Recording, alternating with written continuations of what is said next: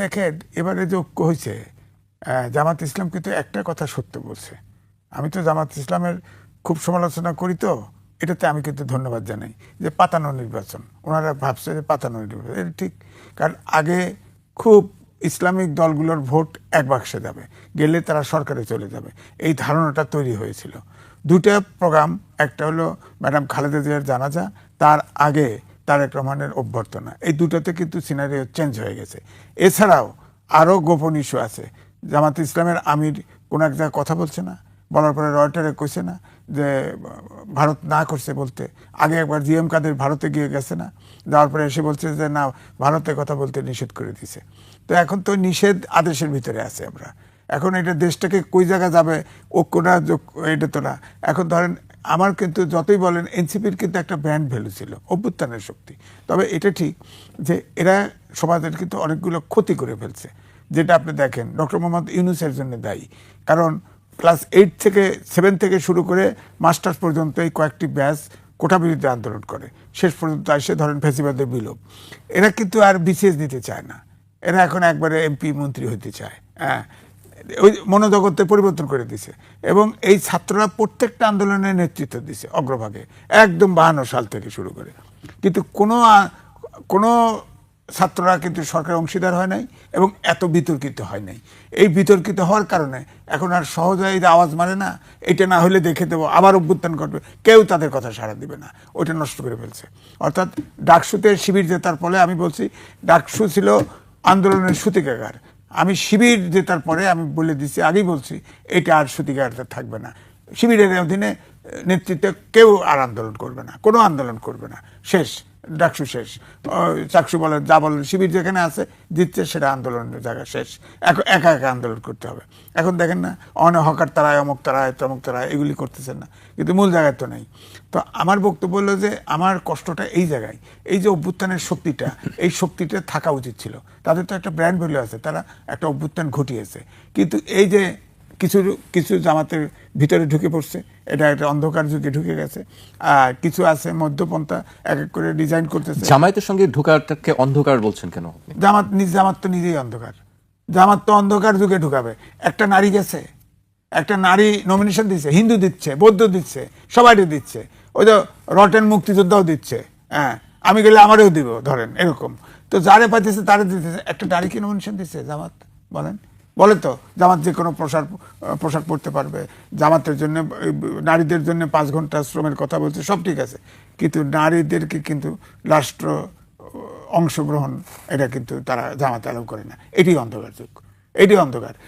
আমাদের দেশে এখন ভোটার নারীর সংখ্যা বেশি, পুরুষের সংখ্যা কম। নারীকে বাদ দিয়ে দেশ আগায় নিতে পারবেন বলেন? আপনার নারীকে একটা নারী ইয়ে দিছে। বিএনপি দেখেন 5% ইচ্ছে করলে দিতে পারতো, দেয় না। কিন্তু বিএনপিতেও নারী নেতৃত্ব কম, এমপি নমিনেশন কম। জামাত তো দেয়নি, একটাও দেয়নি। হিন্দু নিছে, হিন্দু। আবার দেখেন না, ওই তো আল্লামা সাইদি সাহেবের ইউটিউবে বক্তৃতা শোনেন না, কোনো হিন্দু কোনো গির্জায় কোনো পূজা যাওয়াই বেদাত, কাফের, একদম সবসময় পাইবেন। অর্থাৎ এই যে ইসলামিক আন্দোলন ঐক্যজোট, হ্যাঁ, তারা তো জামাতকে বলতে এটা ইসলামিক দলই না, দলই না। যে বলছে না ইসলামিক ঐক্যজোটের আমির, যে কোনো দেশের সমাজতন্ত্র কায়েম হলেও সেখানেও ইসলাম ধর্মের উত্থান ঘটতে পারে, তবে জামাত যদি যায় সেই দেশে কোনো ইসলাম থাকবে না। আজিজ ভাই, আপনার কাছে আমাদের আসবো। আমি তো সরকারের কাছে আসতে চাই। তুষার ভাই, এই যে ঐক্য, যে প্রশ্নটি আমি বলছিলাম আজিজ ভাইকে, যে স্বার্থ না আদর্শ, কোনটি আসলে মুখ্য বিষয়? যে ঐক্য আমরা দেখতে পাচ্ছি সে ঐক্য পুরোপুরি স্বার্থের ঐক্য। এখানে আদর্শ তো অনুপস্থিত। কেননা আপনি যদি দেখেন একটা আদর্শ নির্বাচনে কি হয়, সেখানে দলগুলি আলাদা আলাদাভাবে তাদের ম্যানিফেস্টো বা তাদের যে প্রতিশ্রুতি এবং তাদের যে লক্ষ্য উদ্দেশ্য সেটা ভোটারদের কাছে তুলে ধরে। এখনো পর্যন্ত আপনি সেই লক্ষ্য উদ্দেশ্যের কোনো নমুনা কিন্তু আমাদের সামনে নাই। বিএনপির একটা 31 দফা আছে, কিন্তু জামাতের যে ঐক্যজোট, সেই জোটের মধ্যে কিন্তু এক একজনের লক্ষ্য আদর্শ ভিন্ন ভিন্ন। এমনকি যে ইসলামী দলগুলি সেখানে আছে, তারা অতীতে একে অন্যের বিরুদ্ধে বিষোদ্গার করেছে। জামাত ইসলামকে তারা বিভিন্ন কারণে দোষী করেছে, সমালোচনা করেছে। এমনও এক দল আছে যারা বলেছে যে কমিউনিস্টদের হাতেও ধর্ম নিরাপদ, কিন্তু জামাত ইসলামের হাতে না। এরকম একটি বক্তব্য আমি ইন্টারনেটে দেখেছি, যেটা তারা বলেন নাই, কোনো বিরোধিতা করেন নাই। তার মানে এটা স্ট্যান্ড করে এই বক্তব্যটা। এবং সেইখানে সুফিবাদী ঘরানার পলিটিক্যাল পার্টি আছে, অথচ জামাতে ইসলামের যে ধর্মভিত্তিক যে ইন্টারপ্রিটেশন, সেখানে কিন্তু তারাই সুফিবাদী বিভিন্ন তৎপরতাকে বিভিন্ন জায়গাতে তারা কিন্তু এটা নেতিবাচকভাবে দেখেছেন। ফলে তাদের কিন্তু সেইখানেও পার্থক্য আছে। আর তাদের সঙ্গে সবচেয়ে বেশি পার্থক্য আছে এলডিপির, এনসিপির। এনলিপি বলছে যে জামাত তো আগের মতো জামাত নেই, জামাত এখন সেটা আগের তারা থেকে কিভাবে অনেক বুঝলেন? পরিশীলিত। তারা LDP কি থেকে জামাতের কালকে সঙ্গে বলেছে। অনেক মেলামেশা করেছেন? জামাতের বিভিন্ন মিটিং এ বিভিন্ন জায়গাতে তারা সেখানে গিয়েছেন। এলডিপি এর সিদ্ধান্তে কি করে পৌঁছালো? আমরা তো উল্টাটাও বলতে পারি, কলি আর অলি একই রকম নাই। কলি যা বলেছিল সেটাও নাই, অলিও সেই জায়গাতে নাই। তো কলি আর অলির মতিভ্রম হয়েছে, এটা আমরা বলতে পারি না ভোটাররা? আমার তো মনে হচ্ছে অলি আহমেদ সাহেব আগের জায়গাতে নাই। অলি আহমেদ সাহেব বহু বছর আগে যুদ্ধ করেছেন, বয়স বেড়েছে, হয়তো যুদ্ধের স্মৃতি ভুলে গিয়েছেন। উনি ভুলে গিয়েছেন যে শহীদ রাষ্ট্রপতি জিয়াউর রহমানের সাথে তিনি যুদ্ধের সময় ছিলেন। উনি ভুলে গিয়েছেন সম্ভবত। তো হতে পারে না যে ওনার অনেক বয়স হয়েছে, বয়স হলে ডিমেনশিয়া হয়, নানান ধরনের বিষয় বলি, হতেই পারে। তো আমরা যদি বলি, ভোটাররা যদি বলি যে উনি আগের মতো নাই, ওনার দল আগের মতো নাই, সেটার উত্তর উনি কিভাবে দিবে? ফলে এগুলোর কোনো ব্যাখ্যা নাই, কারণ ওনাদের কোনো নির্বাচনী ম্যানিফেস্টো নাই। ওনারা জিতলে পরে কি করবে, হারলে পরে কি করবে, কিচ্ছু আমরা জানি না। এরপরে যদি আপনি যান এনসিপির সঙ্গে তো কোথাও মিল নাই। এনসিপি বলেছিল জুলাই সনদ, জুলাই ঘোষণা, জুলাই চার্টার, তারা নিজেরা ওটা স্বাক্ষর করেছে কিনা এখনো পর্যন্ত আমরা পরিষ্কারভাবে জানি না। আপনি জানেন? গণভোটের পক্ষে তারা দাঁড়িয়েছিল, গণভোট বাদ দিয়ে তারা এখন সারাদিন ভোটের প্রচারণা করছে। গণভোটের পক্ষে বিপক্ষে তারা কোনো কথা বলে? তাদের কোনো প্রচারণা আছে? আমি শুনতে পাইনি অন্তত পক্ষে। গণভোটের সেটি প্রচারণা নেই, করবে কিন্তু সরকার, যেন গণভোট হচ্ছে সরকারের দায়। সরকারের দায় তো না। এই জুলাই ঘোষণা, জুলাই সনদ যারা করার জন্য সরকারকে বলেছেন, যারা নিজেরা বসে থেকে এটা বানিয়েছেন, তারা সেটা পাশ করানোর জন্য কোনো প্রচারণা করছেন না। তারপরে বলেন তাদের দলে তাদের নারী থাকার কথা অন্যান্য যে কোনো দলের চাইতে বেশি। তাদের দল থেকে নারীরা দলে দলে পদত্যাগ করছেন। কি কারণে? নারীরা কি তাদের ভুল বুঝতে পেরেছেন, নাকি দল তাদের ভুল বুঝতে পেরে নারীদেরকে সরিয়ে দিয়েছেন? এনসিপি জোটে যোগ দেওয়ার একটা সভা করেছে, একটা মঞ্চ, সেই মঞ্চের মধ্যে আমি নারী দেখি নাই। লাইন দিয়ে পুরুষরা বসে আছেন। অথচ এই দলের জন্য ডিম খেতে গিয়েছিলেন সুদূর নিউ ইয়র্কে তাসনিম জারা। জি তুষার, আমি একটু, আপনি এনসিপির কথা বলছিলেন, আদর্শ কোথায় মিললো? এখানে একটা দল আছে যারা টকশোতে নারী থাকলে আসে না, উপস্থাপক নারী হলে আসে না। এর আগে যোগ দিয়েছে এমন দলের সঙ্গে যেসব দলে নারী আছে, তাহলে তারা ভবিষ্যতে সংসদেও নারী থাকবে। সেখানে তারা কি করে যাবেন? সংসদের নারী সদস্যদের কি তারা বের করে দেবেন, নাকি যেদিন তারা যাবেন সেদিন নারীরা যাবেন না, আর যেদিন নারীরা যাবেন সেদিন তারা যাবেন না? এগুলোর তো কোনো পরিষ্কার কোনো ব্যাখ্যা নাই। খালি বলছে কি জানেন? খালি বলছে আমরা নির্বাচনের জন্য ঐক্য করেছি। তো নির্বাচন তো একদিন হয়, ওই একদিন লোকজন ভোট দেয়, ওই একদিনে ঠিক হয় কে সরকার করবে, কে বিরোধী দল হবে। কিন্তু তারপরে 5 বছর শুধু নির্বাচনের দিনের জন্য ওনারা ঐক্যটা করেছে। নির্বাচনের পরের দিনই কি ওনারা আবার আগের জায়গায় ফেরত যাবেন? সেটাও তো তারা বলছেন না। আমরা কি করে শিওর হব যে পরের দিনই তারা নিজেরা আবার নিজেদের বিরুদ্ধে কথাবার্তা শুরু করবেন না? জি, আমি একটু বক্তব্য উল্লেখ করতে চাই। আপনি এনসিপির কথা বলছিলাম। বাংলাদেশ 2 ভাগে বিভক্ত হয়ে পড়েছে উল্লেখ করে হাসনাত আব্দুল্লাহ বলেছেন, একটি পক্ষ চায় গোলামি আর একটি পক্ষ চায় আজাদি। একটা পক্ষ চায় ভারতের তাবেদারি আর একটা পক্ষ চায় বাংলাদেশের স্বনির্ভরতা। একটা পক্ষ চায় স্বাধীনতা আর একটা পক্ষ চায় পরাধীনতা। আমরা চাই কে বাংলাদেশকে পরিচালনা করবে, কে সরকার গঠন করবে, সেটা বাংলাদেশের জনগণই নির্ধারণ করবে। তিনি বলেছেন, আজাদির কথা বলেছেন, গোলামির কথা বলেছেন, ভারতের তাবেদারি, একটি বাংলাদেশের স্বনির্ভরতা, বেশ কিছু বিষয় নিয়ে কথা বলেছেন। এগুলো ওনারা যখন যেদিন যেটা মনে হয় সেটা বলেন। ওনাদের কথার উপরে আমরা আর আস্থা রাখতে পারছি না। আমি একদম পরিষ্কার বলি, ওনারা সবচেয়ে বেশি জামাতের বিরুদ্ধে কথা বলেছেন এবং তারা বলেছেন জামাত ইসলামের বিভিন্ন সমালোচনা করেছেন। আপনি দেখেন, এখন সার্চ দেন, এখন খোঁজেন, এখন তারা বলছেন ওরাই নাকি আজাদি, ওরাই নাকি গোলামির বিপরীতে, ওনারাই নাকি সার্বভৌমত্ব। তো এতদিন আপনারা ওনাদের বিরুদ্ধে কথা বললেন কেন, সমালোচনা করলেন কেন, কি কারণে? একটা পক্ষ গোলামি চায়, একটা পক্ষ আজাদি চায়, তাহলে তাসনিম যারা আজাদি চায় না, আজাদ হয়ে গিয়েছে, সে আজাদ হয়ে স্বতন্ত্র হয়ে গিয়েছে, সেই তো সবচেয়ে বড় আজাদি। তো এতদিন ধরে আপনাদের গোলামির মধ্যে সে ছিল, সে বেরিয়ে গিয়ে আজাদি হয়ে গেছে। তাজনুবা জাবিন আজাদি হয়ে গেছে, তাই না? পুরা আজাদ একেবারে, তাই না? তো একটা পক্ষ আজাদি চায়, এখন সেটা কোন আজাদ এটাও তো আমরা জানি না। এইসব কথা বলার আগে একবার চিন্তা করা উচিত যে আগে কি বলেছিলেন। আপনি যদি কোনো কিছু বলে থাকেন, বলতে পারেন, মানুষের কথা বদলাবে, এতে কোনো অসুবিধা নেই। মানুষের কথা বদলাবে, মানুষের আদর্শ বদলাবে, মানুষের লক্ষ্য বদলাবে, কারণ মানুষ পরিবর্তনশীল। মানুষ ধীরে ধীরে অভিজ্ঞতা সঞ্চয় করে, নিজের ভুল ত্রুটি বিবেচনা করে। সেক্ষেত্রে বলতে হবে যে আগের কথাটা ভুল ছিল, আগের কথাটা ভুল ছিল বলেন, আগের কাজকর্ম ভুল ছিল সেটা বলেন। এখন ঠিক রাস্তায় এসেছেন, আলহামদুলিল্লাহ, আপনারা ঠিক রাস্তায় এসেছেন, জামাতের সঙ্গে যোগ দিয়েছেন, জামাতের হাতে হাত মিলিয়ে ইলেকশন করছেন, খুবই চমৎকার। এটা পরিষ্কারভাবে বলেন, তাহলে ভোটটা দিতে পারি আমরা। কিন্তু সেটাও তারা বলছেন না। কে আজাদি চায়, কে গোলামি চায়, সেটা তারা পরিষ্কার বলেন না কেন, সেটাও তারা বলছেন না। আর আজাদি গোলামি আমরা তো বুঝি, যে রিক্সায় চড়ত সে এতই আজাদ হয়েছে যে একটু ক্লান্ত হয়ে গেলে এসি ছেড়ে দিয়ে প্রাডো গাড়ির মধ্যে গিয়ে উপরের দিকে চোখ বুজে শুয়ে থাকে আজকাল লোকজন। এই আজাদি তো আমরা দেখতে পাচ্ছি, বিরাট আজাদ হয়েছেন তারা। রিক্সায় চললে গায়ে বাতাস লাগতো, এখন এসির বাতাস লাগে। এই আজাদি আমরা দেখতে পাচ্ছি না চোখে। কেউ গাড়িতে চড়ান নেয় না, আমি আবার বলি। কিন্তু এই গাড়িতে চড়ার বিষয়টার একটা দীর্ঘ প্রক্রিয়া আছে। একটা লোকে পুরান গাড়ি কিনে, তারপরে একটা রিকন্ডিশন গাড়ি কিনে, তারপরে একটা নতুন গাড়ি কিনে, তারপরে 6টা-5টা গাড়ির মডেল বদলানোর পরে একটা প্রাডোতে গিয়ে চড়ে।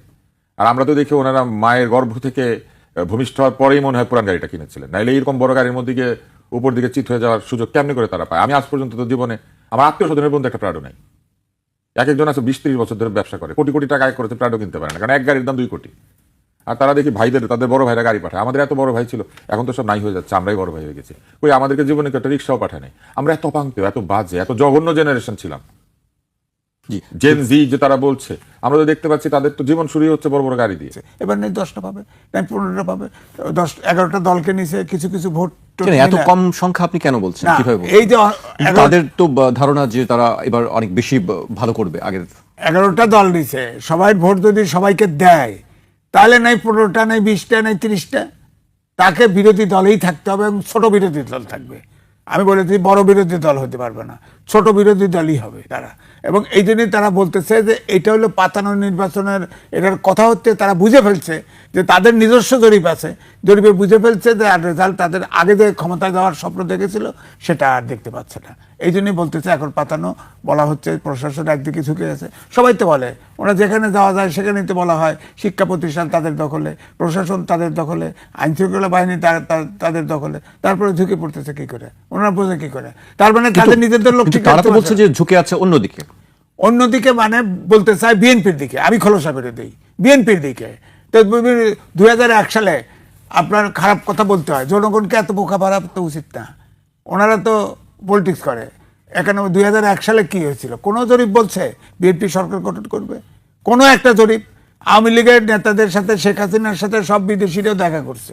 এখন ওই তো বই রেখেছে, কন্ডোলেন্স বুক, বেগম খালেদা জিয়ার ওখানে স্বাক্ষর করতে আসে, রাষ্ট্রদূতরা আসে, বিদেশি প্রতিষ্ঠানে আসে, আসার সময় তারেক রহমানের সাথে দেখা করে। এখন বলে যে সব দেখা করতেছে, মিটিং করতেছে। আরে এটা দোষের কি হলো? এটা দোষের কি হলো? আপনি বলেন 2001 সালের নির্বাচনে এমন একটা জরিপ নাই যে জরিপ বলছে বিএনপি ক্ষমতা আসবে। জনগণ চুপি সারে ভোট দিয়ে দিছে। ওই যে আপসীন এরশাদের বিরুদ্ধে গণতন্ত্র পুনরুদ্ধারের বিরুদ্ধে আন্দোলন করেছিল, ওটার রায় কিন্তু জনগণ দিয়েছে।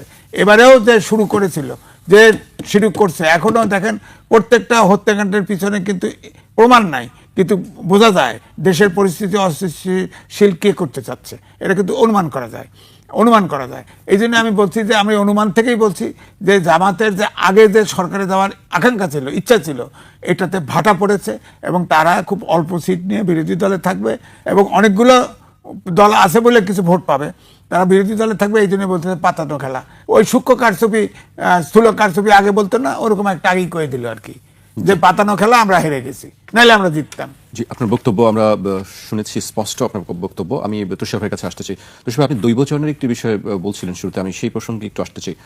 ভোটের আগে দলীয় ডিসি এসপিদের অপসারণের দাবি জানিয়েছে জামায়াত ইসলামী। গতকাল তারা সিসির সঙ্গে বৈঠক করেছেন, সেখানে বলেছেন নির্বাচনের আগে মাঠ প্রশাসনিক কর্মকর্তা রদবদল লটারির মাধ্যমে করার দাবি জানিয়েছিল জামায়াত ইসলামী।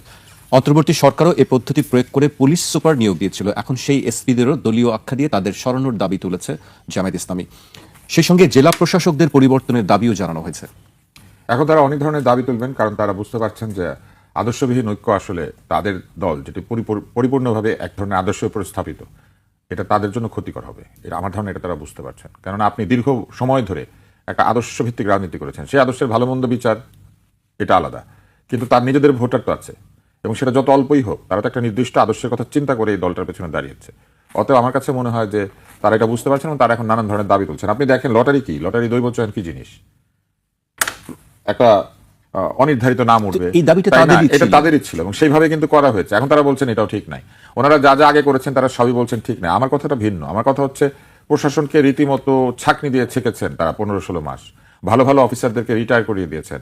অনেকে পূর্বেকৃত অপরাধ বা অভিযোগ যে কোনো কারণেই হোক তাদের চাকরিচ্যুত করা হয়েছে, কাউকে কাউকে নিষ্ক্রিয় করে দেওয়া হয়েছে, ওএসডি করা হয়েছে, কাউকে কাউকে জেলেও পাঠানো হয়েছে, তাই না? এমনকি পুলিশের সবচেয়ে বড় কর্মকর্তা রাজসাক্ষী পর্যন্ত হয়েছে। এখনো যদি তারা বলেন যে পুলিশের মধ্যে দলীয় লোক আছে, তাহলে তো পুরা পুলিশের সব লোককে আবার নাড়াচাড়া করতে হবে। এতদিন তারা কি করেছেন? তারপরে তারা প্রশাসনকে যদি এই কথা বলেন, প্রশাসনের তো আসার পরেই শুরু হয়েছিল ডিসি নিয়োগ। আপনার মনে হচ্ছে ডিসি নিয়োগকে তো নাম দেওয়া হয়েছিল ডিসি বাণিজ্য। এই যে বাণিজ্য হলো অথবা হলো না, এত কিছুর পরে, এতদিন ধরে নিয়োগ বদলি এসব করার পরে যদি এখন এসে ওনারা বলেন যে না এইখানেও আমাদের লোক নাই, আমাদের লোক তাদের লোক কি জিনিস? আমরা তো আশা করেছিলাম এই অন্তর্বর্তী সরকারের অধীনে আমাদের আর তাদের লোক বলে কিছু থাকবে না, যারা থাকবে তারা সব প্রজাতন্ত্রের লোক। এইটাই তো সংস্কার। তাহলে সেই সংস্কার হয় নাই। আপনি শুধু গণভোটের পরে সংস্কার হবে, গণভোটের পরে কি এদের সবার চাকরি চলে যাবে, কারণ এরা প্রজাতন্ত্রের লোক না, এরা সব বিএনপির লোক আর জামাতের লোক, এরকম ব্যাপারটা? তার মানে কি? তার মানে হচ্ছে ওনারা অভিযোগ করছেন যে প্রশাসনে দলীয়করণ আছে। তো প্রশাসনে দলীয়করণ যদি এখনো থাকে, সেই দলীয়করণ কে করেছে? ওনারাই বসে বসে করেছেন, অথবা অন্তর্বর্তী সরকার করেছে। ওনারা কি বলতে চান অন্তর্বর্তী সরকার দলীয়, দলের লোক নিয়োগ দিয়েছে?